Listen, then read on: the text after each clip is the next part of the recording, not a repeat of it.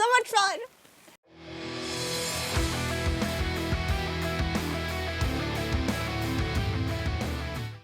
Welcome back to Girl at the Con. If you're new here, thank you for joining us. If you're not new here, welcome back. So today we are going to be discussing hotels at conventions. I just got back from WonderCon and I had a great hotel experience. Not that I didn't last year, but compared to the year I had in 2023, this year and last year were just mind-blowingly amazing. I want to thank the people at Hilton. This is not sponsored by any means, but that is where we stayed, so that is going to come up in sort of my review and my discussion. Let's get on with it. Typically, when booking a hotel for a convention, you are booking to stay at the same hotel or whatever the partner hotel is. In the case of Comic-Con, there are several partner hotels that you can end up staying at. You can stay at ones that are really close, that are next to the convention center, and some that are walking distance, and some that are nowhere close, but you're getting a hotel room for one of the most popular conventions in the United States. So it's all in how you choose to do it. I personally don't go to hotels at Comic-Con anymore because I live in town and it's just easier for me to take a train or a bus or whatever to the convention from my house than it is for me to spend a ton of money down at a hotel and then take that, walk that in or whatever. But for some people that are coming in from out of state or from out of city, that makes complete sense. LA Comic-Con is the same way. The convention is held at a convention center, and so if you're traveling, getting a hotel nearby is the thing to do. And in those cases, those are partner hotels with whatever the convention is. If you're doing a small con at a hotel, typically that hotel is your partner hotel. And when you book with them, you do one of two things. You either book through the convention's website, which will send you through a landing page for another company that is doing the bookings for them, or you will be sent through the convention's website to a Hilton or a Marriott or whatever's landing page, and then you will book through them. This will typically get you a discount. Discounts on partner hotels can range widely. I've seen it to be a great big discount. I've seen it to be, $25, $30, maybe $50. It's generally not a ton of money, but it is better than whatever the cost would be if you didn't book through the convention. So typically the quads come with 2 queen-size beds, and it's a decent-sized room. You can see it in this footage from 2023's Crowded, but it's a pretty decent-sized. But we had heard that you could upgrade to a corner room. I'm a Hilton Honors member, so as soon as the hotel showed up on my Honors account, I went into upgrades and I selected to have an upgrade to a corner room because they're a little bit more spacious. And we jokingly called it a suite the whole weekend. Oh, I'm going up to the suite, our corner suite. It wasn't a suite, it was just a bigger room, and I can definitely see why people would want this. If you're an Honors member of any major hotel, they usually have some pre-check-in type things that you can do, and then they'll just alert you with your room when it becomes available, and there's typically a digital key that will activate, and you'll just walk up and kind of click it by the scanner and it'll act like a room key, which is typically what I do. So I always end up coming home with my room key because I never need my room key. Checked in, the only real option for me was either the 5th or the 6th floor, which the Hilton was in the middle of renovations, and that was super fun. But apparently they were renovating from the top down, so all of the higher level floors had already been renovated, and all the lower level floors were either in the process of getting renovated or were about to get renovated. I understand something like 6 and down hadn't been renovated yet, and nobody wanted those because it was going to be loud. We got there, we walked up to the pre-checking thing, and I talked to Veronica, which was super nice. One of the best people I have spoke with Hilton in the last 2 weeks, trying to sort of get some of this stuff taken care of that didn't really happen, but that's a story for another time. Anyway, Veronica was super great. She checked us in, waived our early check-in fee, and got us a rollaway, which was great because we had 5 people for all 3 days, 2 nights. And it was great. It was great. Veronica was the best. My right hand to God, the best customer service person I have dealt with in years. She did all that for us when we got up to our room. Our room is fabulous. Fabulous. It's practically a suite because you come in and there's this beautiful entryway. There's, you know, a mini bar which is empty, which I love. If I want stuff in my mini bar, I should have to be able to call down and just be like, hey, send me stuff to the mini bar. I want it to be empty so I can throw in my protein shakes and my sodas. I drink Dr. Pepper for your health, not mine. Anyway, it was great. Then you move past sort of where the bathroom is into the room, and that section is just a standard room. It's maybe a little bit bigger, and we definitely had a window that was straight on to the pool, which they were renovating. That was not a great view. And then the other side was onto like the top of a parking structure, which is also not like a super great view. But behind the parking structure, which was several floors below us, was Disneyland. At night, we could see the fireworks from Disneyland, which was really cool because this wasn't classified as a Disney view, but it certainly was a Disney view, and we had a really good view of the fireworks. I had friends who were staying really close to where we were, but they had what was classified as a Disney view, and when they went to our room, they were like, oh no, you've got a better view of Disney than we do. So pretty cool, pretty cool. Nice and spacious. I highly recommend pre-booking through a convention website.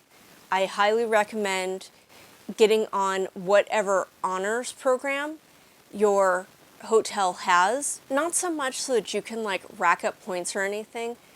I mean, I'm going to be old and gray by the time I rack up any decent amount of points. It is mostly so that I can use the app to get free Wi-Fi.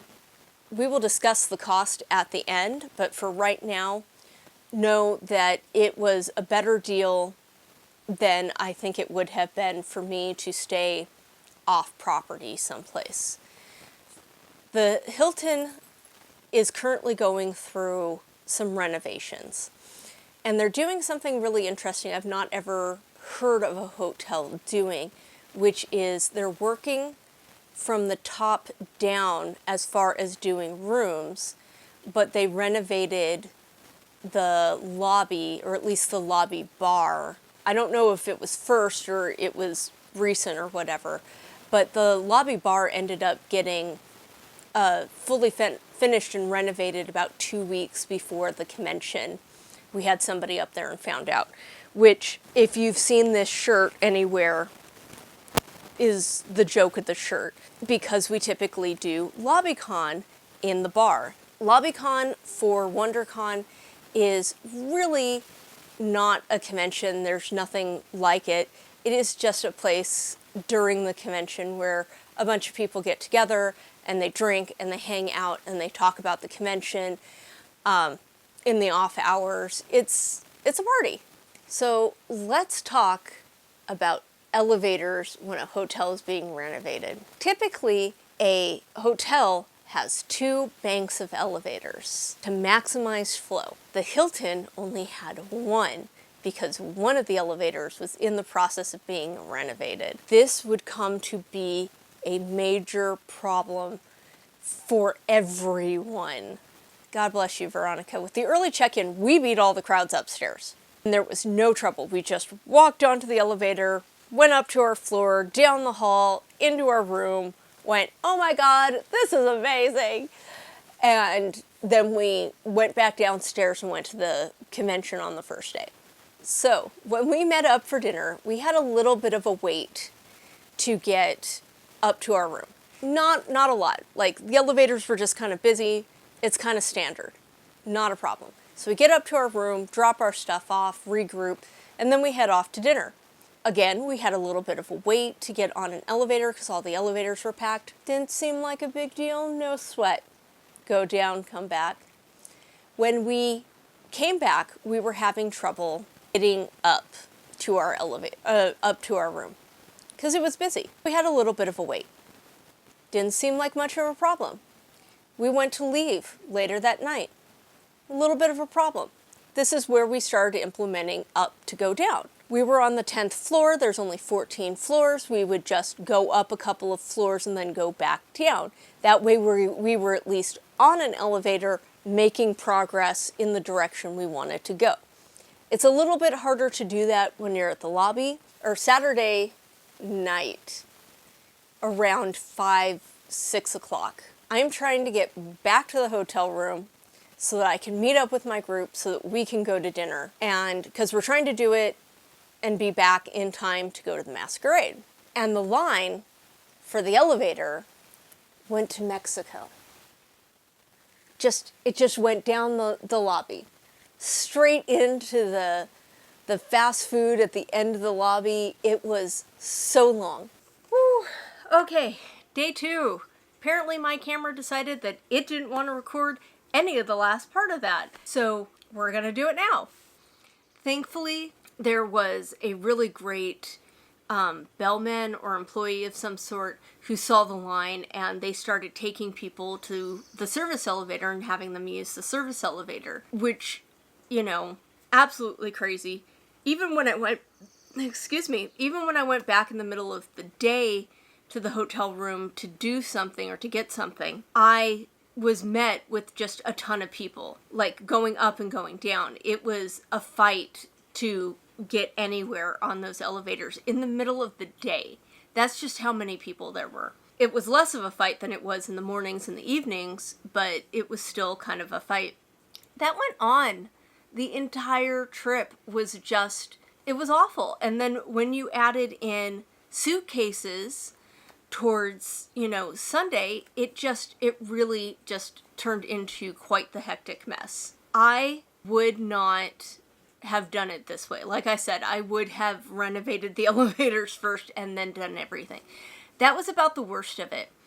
I kind of wish that if they were gonna do it the way they did, that they had people or signs or something that said, elevators will be crowded, please use service elevators this way, or something to that effect, because then it would have alleviated some of the traffic. I know some people were like, screw this, I'll just take the stairs. I'm on the 10th floor. I'm not taking 10 flights up and down. I booked this hotel so that I could minimize the extra sort of walking that I had to do. I have like a bum knee and arthritis in my hip, and I don't really fancy going up 10 flights of stairs or going down 10 flights of stairs to get in and out of my hotel room. The only other problem that I had was the housekeeper, who showed up every day at 8:30 a.m. I don't know why. Do not know why they have housekeeping starting that early. I would imagine it is because this hotel being so close to Disneyland, a lot of people who stay there are going to Disneyland, and they want to be at rope drop at 8 or 9 or whenever rope drop is. I don't know. I'm on vacation. I don't want to have to wake up at 8:30 and tell the maid to come back later. I shouldn't have to. I shouldn't have to leave a sign out in front of my door that says, you know, please come back later or anything like that. She was very nice. No shade on her. I'm sure she's doing whatever her routine is, but it just 8:30 a.m. seems insanely early for somebody to show up. I always thought that they did the rooms that were like empty first, or the people that were checking out or something. I don't know. I did not expect them to be there at 8 a.m. I don't think I've ever stayed at a hotel like this where I've had somebody show up at 8:30 in the morning to clean my room. I usually run into them closer to like 9 or 10 or 11. And every day it elicited conversation in our room. She would show up, we would tell her to come back later. She was very nice about it. She'd leave. And then we'd spend 10 minutes talking about why she was there at 8:30 in the morning when we were barely even climbing out of bed at that point. It was just kind of ridiculous. Always tip your maid. The classy thing to do. Even if you're doing this on a budget and you have like everybody and their brother staying with you in your room. $20 or more, $10 a day to tip the housekeeper is the appropriate thing to do. I think it's actually supposed to be like $5 a day, but there's 5 of us in this room. So we tipped a 20 and called it a day for 2 nights, 3 days. So that's kind of my thing. Overall, hotel was super nice. The renovation was absolutely gorgeous. I cannot explain how insanely nice that room was. And it's a suite. All it needed was a couch in the little foyer area, and it would be a suite. It was so nice, and I'm so thankful they were able to upgrade us and do the extra mile by giving us the early check-in and the rollaway bed for free. There was 5 of us. It meant a lot to not have somebody have to sleep on the floor. For various reasons, I just didn't bring the air mattress that I brought last year. Certainly if we go next year, I will bring the air mattress even if we don't use it, on the off chance that we get this room again or we get another corner room, because it just allows for more space. It allows somebody to be like, I ain't sleeping with you. Get your ass onto that air mattress. All in all, really good hotel. Super like it. My pro tips are definitely to sign up for any of the rewards. Always book through the partner hotel program for your convention if you are going to be staying up there. And especially if you're going to be staying with a group of people, because if it's $200, it's going to be less. Ours was $663. It came out to about $120 a person, give or take. Everybody ponied up $120 or so. And that's how we paid for the room. I think I paid for the upgrade. It is totally worth it to be close to the action, close to what's going on. So thank you so much for joining me today to talk about hotels and my hotel for WonderCon. I hope you had a good time. Please don't forget to like, subscribe, share, leave a comment if you have any questions, or if you just want to tell me I'm horrible or I'm fabulous or anything, just let me know in the comments. And I will see you in the next one. This is Charlotte. She's been helping me so much that I felt that I just needed to hold her and have her be in the camera. Say hi to everybody. Hi. Hi. Can you say like, subscribe, and share? No. Thank you so much for making my YouTube channel so much more of a success than I thought it would ever be.